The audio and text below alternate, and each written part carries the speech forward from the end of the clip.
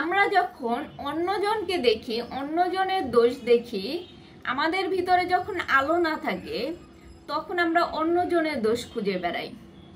আমরা তখন কে কি করতেছে, কার কতটুকু দোষ, কে কিভাবে কি করলো সেগুলা নিয়ে মেতে থাকি। তখন আমাদের ভিতরে যে অন্ধকারটা সেটা রয়ে যায়।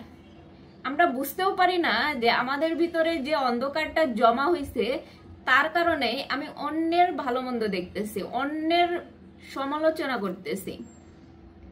আমার ভিতরে যখন আলো জ্বালবে, আমি যখন নিজের ভিতরে আলো জ্বালাবো তখন কিন্তু আমি নিজের প্রতিচ্ছবি দেখতে পাবো। আমার ভিতরে কতখানি খুঁত আছে সেটা আমি বুঝতে পারবো।